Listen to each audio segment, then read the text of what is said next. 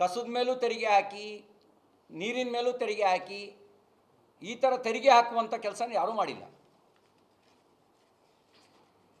Bus ದರ, metro ದರ, parking ಶುಲ್ಕ, ಮೀಟ್ರ್ ತಪಾಸಣೆ ಶುಲ್ಕ, ಈ ಎಲ್ಲವನ್ನೂ ಏರಿಸುವಂಥ ಕೆಲಸ ಮಾಡಿದ್ದಾರೆ.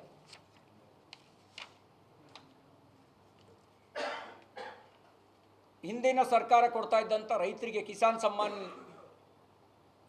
ನಿಧಿ ರದ್ದುಪಡಿಸಿದ್ರು ಸದ್ದಿಲ್ಲದೆ, ರೈತ ವಿದ್ಯಾನಿಧಿ ರದ್ದುಪಡಿಸಿದ್ರು ಸದ್ದೇ ಇಲ್ಲದೆ, SC/ST ಸಮುದಾಯಕ್ಕೆ SCP TSP ಅನುದಾನವನ್ನು ದುರ್ಬಳಕೆ ಮಾಡಿಕೊಳ್ಳೋದ್ರ ಮೂಲಕ SC/ST ಸಮುದಾಯವನ್ನು ಕೂಡ ವಂಚಿಸುವ ಕೆಲಸವನ್ನು ಮಾಡಿದ್ದಾರೆ.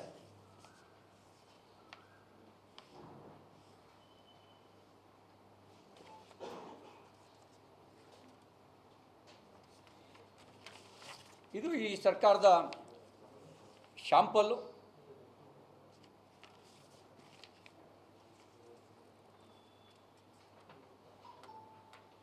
ಇನ್ನು ಹೆಸರು INC, ಇಂಡಿಯನ್ ನ್ಯಾಷನಲ್ ಕಾಂಗ್ರೆಸ್ಸು, ವರ್ತನೆ PNC ಥರ, ಪಾಕಿಸ್ತಾನ್ ನ್ಯಾಷನಲ್ ಕಾಂಗ್ರೆಸ್ ಥರ. ಹೆಸರು INC, ಆದರೆ ಅವರ ವರ್ತನೆ ಅದು PNC ಥರ. ಇವರ ಹೇಳಿಕೆಗಳನ್ನೇ ಪಾಕಿಸ್ತಾನ ವಿಶ್ವಸಂಸ್ಥೆಯಲ್ಲಿ ಭಾರತದ ವಿರುದ್ಧ ಆರೋಪ ಹೊರಿಸೋದಕ್ಕೆ ಮತ್ತು ತನ್ನನ್ನು ತಾನು ಸಮರ್ಥನೆ ಮಾಡ್ಕೊಳ್ಳೋಕ್ಕೆ ಬಳಕೆ ಮಾಡ್ಕೊಳ್ತಿರೋದು ರಾಹುಲ್ ಗಾಂಧಿಯವರ ಹೇಳಿಕೆಗಳನ್ನು.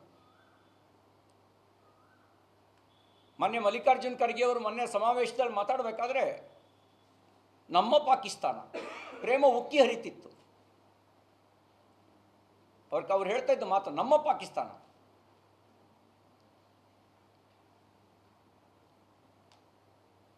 ಇದು ಇಲ್ಲಿ ನಮ್ಮ ಮುಖ್ಯಮಂತ್ರಿಗಳು ಕೊಟ್ಟ ಹೇಳಿಕೆ ಪಾಕಿಸ್ತಾನದ ಟಿವಿಯಲ್ಲಿ ಅದು ಫ್ಲ್ಯಾಶ್ ನ್ಯೂಸ್. ಕರ್ನಾಟಕಕ್ಕೆ ವಜೀರೆ ಆಲಂ, ಕರ್ನಾಟಕಕ್ಕೆ ವಜೀರೆ ಆಲಂ ಸಿದ್ದರಾಮಯ್ಯಜಿ. ಪಾಕಿಸ್ತಾನದಲ್ಲಿ ಮೋದಿಜಿ ಅಂತ ಹೇಳಲ್ಲ, ಮೋದಿ ಅಂತಾರೆ. ಆದರೆ ಕರ್ನಾಟಕಕ್ಕೆ ವಜೀರೆ ಆಲಂ ಸಿದ್ದರಾಮಯ್ಯಜಿ. ಅಷ್ಟು ಸಿದ್ದರಾಮಯ್ಯನವರ ಮೇಲೆ ಪ್ರೇಮ. ಮುಂದಿನ ಸರಿ ಕರ್ನಾಟಕದಲ್ಲಿ ಇವ್ರ ಸರ್ಕಾರ ಬರುತ್ತೋ ಇಲ್ವೋ ಗ್ಯಾರಂಟಿ ಇಲ್ಲ, ಆದರೆ ಪಾಕಿಸ್ತಾನದಲ್ಲಿ ಮೋಸ್ಟ್ ಪಾಪ್ಯುಲರ್. ಇದು ಇವ್ರ ವರ್ತನೆ. ಅದಕ್ಕೆ ನಾನು ಹೇಳಿದ್ದು ಇವ್ರ ವರ್ತನೆ INC ಥರ ಇಲ್ಲ, ಅದು PNC ಥರ ಇವ್ರ ವರ್ತನೆ ಇದೆ.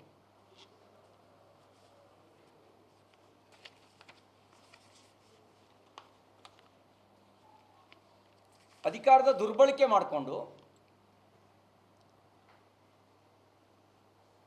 ವಿಪಕ್ಷಗಳನ್ನು, ವಿಪಕ್ಷದ ನಾಯಕರನ್ನು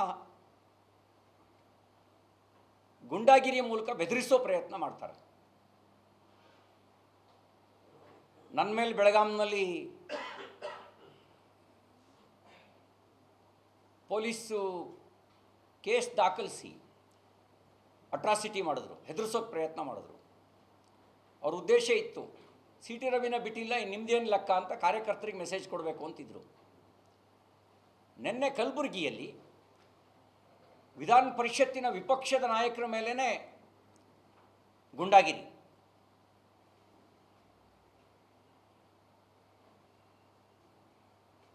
ಸ್ವಾಭಾವಿಕವಾಗಿ ನನಗೆ ಗೊತ್ತಿರೋ ರೀತಿಯಲ್ಲಿ ಆಡು ಭಾಷೆಯಲ್ಲಿ ಬಳಕೆಯಲ್ಲಿರೋ ಮಾತು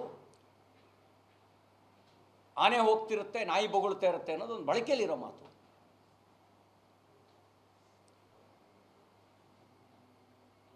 ಆಕಾಶಕ್ಕೆ ಉಗಿದ್ರೆ ಆಕಾಶಕ್ಕೆ ತಾಗುತ್ತಾ, ಉಗಿದವನ ಮುಖಕ್ಕೆ ಬೀಳುತ್ತೆ ಅನ್ನೋದು ಬಳಕೆಯಲ್ಲಿರೋ ಮಾತು. ಆ ಬಳಕೆಯಲ್ಲಿರೋ ಮಾತನ್ನೇ ಅವ್ರು ಆಡಿದ್ದಾರೆ ಚೆಲುವಾದಿ ನಾರಾಯಣಸ್ವಾಮಿ ಅವರು. ಅದಕ್ಕೆ ಅವ್ರ ಮೇಲೆ ಗುಂಡಾಗಿರಿಯ ಪ್ರದರ್ಶನ. ಎಲ್ಲದಕ್ಕೂ ಒಂದು ಕೊನೆ ಇರುತ್ತೆ. ಪ್ರಜಾಪ್ರಭುತ್ವ ಮತ್ತು ಗುಂಡಾಗಿರಿ ಒಟ್ಟಿಗೆ ಸಾಗಕ್ಕೆ ಸಾಧ್ಯ ಇಲ್ಲ. ಜನ ಇವರ ಗುಂಡಾಗಿರಿಯನ್ನು, ಅಹಂಕಾರದ ವರ್ತನೆಯನ್ನು ಗಮನಿಸ್ತಾ ಇದ್ದಾರೆ.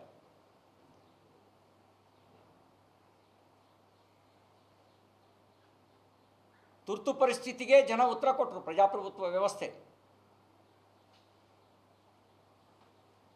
ಈ ಗುಂಡಾಗಳಿಗೂ ಕೂಡ ಜನ ಉತ್ತರ ಕೊಡ್ತಾರೆ, ಗುಂಡಾ ವರ್ತನೆಗೂ ಕೂಡ ಉತ್ತರ ಕೊಡ್ತಾರೆ.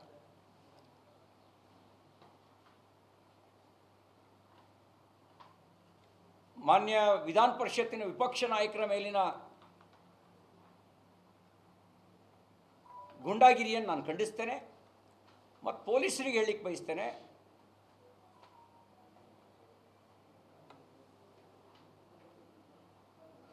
ನೀವು ಆಡಳಿತ ಪಕ್ಷದ ಕೈಗೊಂಬೆಗಳಾಗಬಾರ್ದು.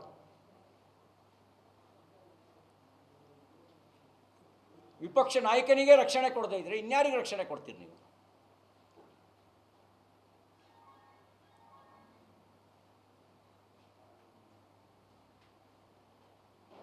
ರಿಪಬ್ಲಿಕ್ ಕಲಬುರಗಿ ಭಾಳ ದಿನ ನಡೆಯಲ್ಲ.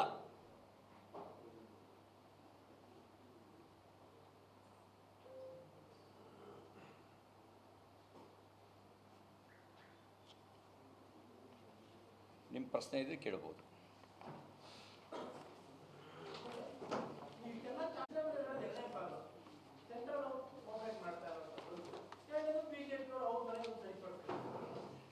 ನೋಡಿ, ಈ ಸುಳ್ಳು, ಆ ಸುಳ್ಳಿಗೆ ಏನಾದರೂ ಗಿನ್ನಿಸ್ ದಾಖಲೆ, ಆ ಸುಳ್ಳು ಹೇಳೋದ್ರೊಳಗೆ ಏನಾದರೂ ಚಾಂಪಿಯನ್ ಅಂತ ಏನಾದ್ರು ಶಿಪ್ ಇಟ್ಟರೆ ಅದು ಸಿದ್ದರಾಮಯ್ಯನವ್ರು ಬಿಟ್ಟರೆ ಬೇರೆ ಯಾರಿಗೂ ಸಿಗಲ್ಲ. ಯಾಕೆ ಅಂದರೆ, ನಾನು ವಿಧಾನಸಭೆಯಲ್ಲಿ ಪ್ರಶ್ನೆ ಮಾಡಿದೆ. 2004ರಿಂದ 2014ವರೆಗೆ 10 ವರ್ಷ ಕಾಂಗ್ರೆಸ್ ಆಡಳಿತದಲ್ಲಿದ್ದಾಗ ಕಾಂಗ್ರೆಸ್ ಕೊಡ್ತಾ ಇದ್ದಿದ್ದು 10 ವರ್ಷದಲ್ಲಿ ಕೊಟ್ಟ ಹಣ ಎಷ್ಟು ಕರ್ನಾಟಕಕ್ಕೆ? 2014ರಿಂದ 24ವರೆಗೆ ಮೋದಿ ಸರ್ಕಾರ ಕೊಟ್ಟರೋ ಹಣ ಎಷ್ಟು ಟೇಬಲ್ ಮಾಡಿ ಅಂತ ಹೇಳಿ ಮಾಡಲಿಲ್ಲ. ಬುದ್ಧಿವಂತರು, ಯಾಕೆಂದ್ರೆ ಅಲ್ಲಿ ಮಾಡಿದ್ರೆ ಸಿಗಾಕೊಳ್ತಾರೆ. ನಾನಿಲ್ಲಿ ಇದೇ ಮೈಸೂರಿನಲ್ಲಿ ರಿಲೀಸ್ ಮಾಡಿದ್ದೆ. ಮೋದಿ ಸರ್ಕಾರ ಮತ್ತು ಕಾಂಗ್ರೆಸ್ ಸರ್ಕಾರದ 4 ಪಟ್ಟು ಹಣವನ್ನು ಕರ್ನಾಟಕಕ್ಕೆ ಕೊಟ್ಟಿದೆ ಅಂತೇಳಿ ಅಂಕಿಅಂಶ ಸಮೇತ. ಅದು ನಿರಾಕರಿಸಿಲ್ಲ ಇವತ್ತಿನವರೆಗೂ. ಸುಳ್ಳು ಹೇಳೋದು ಅವ್ರ ಜಾಯಮಾನ. ಮುಂಚೆ ಪ್ರತಿಶತ ತೆರಿಗೆಯ 32% ಮಾತ್ರ ಕೊಡ್ತಾ ಇತ್ತು, ಈಗ 42% ಕೊಡ್ತಾ ಇದ್ದಾರೆ ಕೇಂದ್ರ ಸರ್ಕಾರ. ತೆರಿಗೆ ಸಂಗ್ರಹದ 42%. ಉಳಿದಿದ್ದ ಅನುದಾನ ಎಲ್ಲಿಗೆ ಹೋಗುತ್ತೆ? ಉಳಿದ ಅನುದಾನ ವಿವಿಧ ಯೋಜನೆಗಳಿಗೆ ಹಂಚಿಕೆ ಆಗುತ್ತೆ. ಆ ಯೋಜನೆ ಹಣನೂ ಇಲ್ಲಿಗೆ ಬರುತ್ತೆ.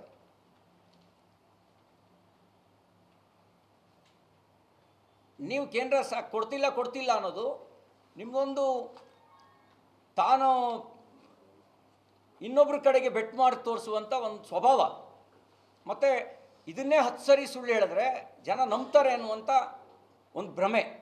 ಆ ಭ್ರಮೆಗೊಳಗಾಗಿ ತನ್ನ ವೈಫಲ್ಯವನ್ನು ಮುಚ್ಚಾಕೊಳ್ಳೋಕ್ಕೆ ಕೇಂದ್ರದ ಮೇಲೆ ಸುಳ್ಳು ಹೇಳ್ತಾ ಇದ್ದೀರಿ.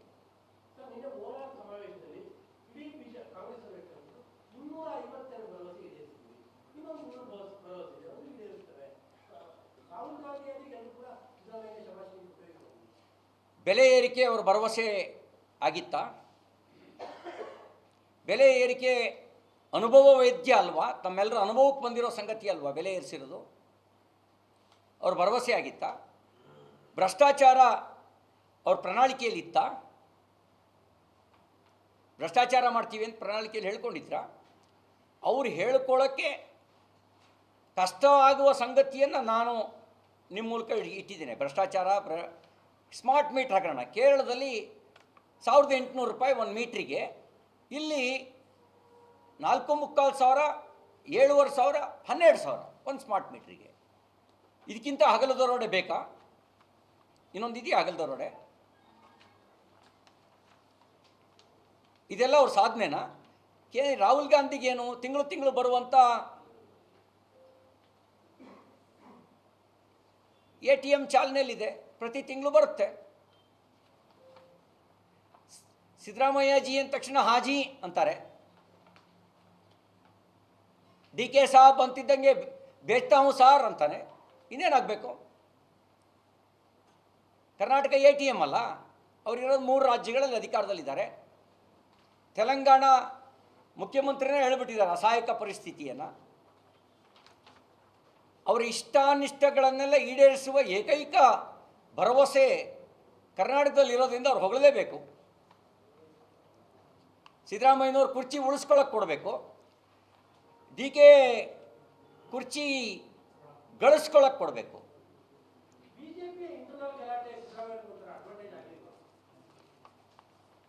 ಇಂಟರ್ನಲ್ ನೋಡಿ, ನಾನು ಕೆಲವು ವಿಷಯಗಳನ್ನು ಇಲ್ಲಿ ಚರ್ಚೆ ಮಾಡೋಕ್ಕೆ ಬಯಸೋದಿಲ್ಲ. ಆದರೆ ನಾವು ಜನರ ಸಮಸ್ಯೆಗೆ ಒಟ್ಟಾಗೆ ಹೋರಾಟ ಮಾಡಿದ್ದೀವಿ. ನಾವು ಬೆಂಗಳೂರಿಂದ ಮೈಸೂರಿಗೆ ಪಾದಯಾತ್ರೆ ಮಾಡಿದ್ವಿ ಮೂಡ ಹಗರಣಕ್ಕೆ ಸಂಬಂಧಪಟ್ಟಂತೆ. ವಿಧಾನಸಭೆ ಒಳಗೆ ಸಂಘಟಿತ ಹೋರಾಟನೇ ಮಾಡ್ತಾ ಇದ್ದೀವಿ.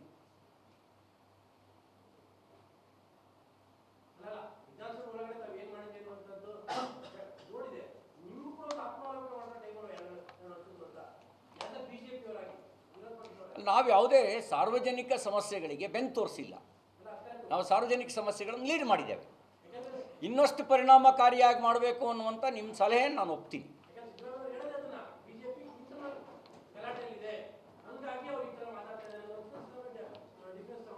ಅಲ್ಲ, ನನಗೇನಂತಂದರೆ ಇದನ್ನು ಅವ್ರು ಅವಕಾಶ ಅಂತ ಭಾವಿಸ್ಕೊಂಡಿದ್ದಾರಾ? ಉದಯಗಿರಿ ಪೊಲೀಸ್ ಠಾಣೆ ಮೇಲೆ ದಾಳಿ ಅವ್ರ ಆಡಳಿತ ವೈಫಲ್ಯ ಅಲ್ವಾ? ಮೂಡ ಹಗರಣ ಅವ್ರಿಗೆ ಕಪ್ಪು ಚುಕ್ಕೆ ಅಲ್ವಾ? ವಾಲ್ಮೀಕಿ ಹಗರಣ ಆ ಸರ್ಕಾರ ಕಳಂಕ ಅಲ್ವಾ? ಸ್ಮಾರ್ಟ್ ಮೀಟರ್ ಹಗರಣ ಇವರು ಚಾರ್ಲ್ಸ್ ಸೋಬರಾಜನ್ನು ಮೀರಿಸುವ ರೀತಿಯ ವರ್ತನೆ ಅಲ್ವಾ? ಅಡಿಗೆ 100 ರೂಪಾಯಿ ತಗೊಳ್ಳೋದು ಬೆಕ್ಕು ಕಣ್ಣು ಮುಚ್ಕೊಂಡು ಹಾಲು ಕುಡಿದ್ರೆ ಜಗತ್ತು ನೋಡಲ್ಲ ಅಂತ ಭಾವಿಸಿದಂತೆ ಅಂತ ಅಂದ್ಕೊಂಡಿದ್ದಾರಾ? ಅಬ್ಕಾರಿ ಇಲಾಖೆಯಲ್ಲಿ ವಾರ್ಷಿಕ 500 ಕೋಟಿ ರೂಪಾಯಿ, ವಾರ್ಷಿಕ 500 ಕೋಟಿ ರೂಪಾಯಿ ಸಂಗ್ರಹ ಅನ್ನುವಂಥ ಆಡಿಯೋ ಅವರ ಮಂತ್ರಿ ಮಗನೇ ಮಾತಾಡಿದ ಆಡಿಯೋ. ಇದು ನಾಚಿಕೆಯಿಂದ ತಲೆ ತಗ್ಗಿಸೋ ಸಂಗತಿ ಅಲ್ವ ಅವರಿಗೆ? 40% ಆರೋಪ ನಮ್ಮ ಮೇಲೆ ಮಾಡಿದವ್ರ ಮೇಲೆ 60% ಆರೋಪ ಬಂದಿದೆ ಅಂತ ಅಂದಾಗ ಯಾವ ಮುಖ ಇಟ್ಕೊಂಡು ಜನರ ಹತ್ರ ಹೋಗ್ತಾರೆ ಇವರು? ಜನರಿಗೆ ಮುಖ ತೋರಿಸ್ತಾರೆ, ಯಾವ ಮುಖ ಇಟ್ಕೊಂಡು ಭಾಷಣ ಮಾಡ್ತಾರೆ? ಅದಕ್ಕೆ ನಾನು ಹೇಳಿದೆ, ಆತ್ಮವಿಶ್ವಾಸವನ್ನು ಕಳ್ಕೊಂಡಿದ್ದಾರೆ ಸಿದ್ದರಾಮಯ್ಯನವರು. ಈಗೇನಿದ್ರು ಎಕ್ಸ್ಪೈರಿ ಡೇಟ್ ಮುಗಿತಾ ಬರ್ತಾ ಇದೆಯಲ್ಲ, ಆ ಎಕ್ಸ್ಪೈರಿ ಡೇಟ್ ಮುಗಿತಾ ಬರ್ತಾ ಇದೆಯಲ್ಲ ಅನ್ನೋದಕ್ಕೆ ಎಷ್ಟು ಬೇಗ ಆಗುತ್ತೆ ಅಷ್ಟು, ಎಷ್ಟು ಸಾಧ್ಯ ಆಗುತ್ತೆ ಅಷ್ಟು ಟಾರ್ಗೆಟ್ ರೀಚ್ ಆಗೋಣ ಅಂತ, ಪರ್ಸ್ನಲ್ ಟಾರ್ಗೆಟು. ಅದಕ್ಕೆ ಹಿಂದಿನ ಅವಧಿಯಲ್ಲಿ ಅಂಗಡಿ ಬಾಗಿಲನ್ನ ಎಲ್ಲರೂ ತಿಕ್ಕೊಂಡಿದ್ರು ಅಂತ ಆರೋಪ ಇರಲಿಲ್ಲ. ಈಗ ಮನಮಂದಿ ಎಲ್ಲ ಅಂಗಡಿ ಬಾಗಿಲು ತಿಕ್ಕೊಂಡು ಕೂತಿದ್ದಾರೆ, ಏಜೆಂಟ್ರು ಹುಟ್ಕೊಂಡಿದ್ದಾರೆ.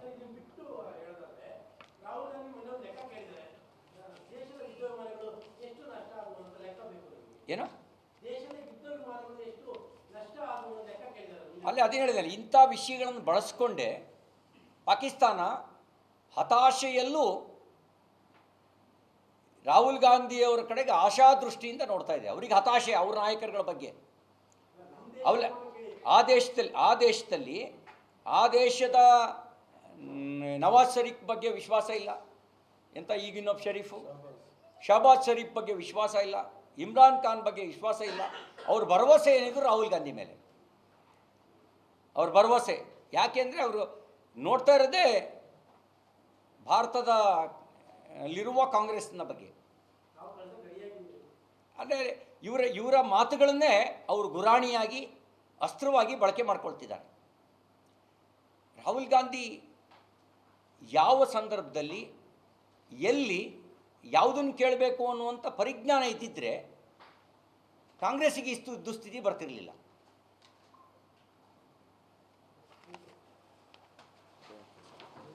Thank you.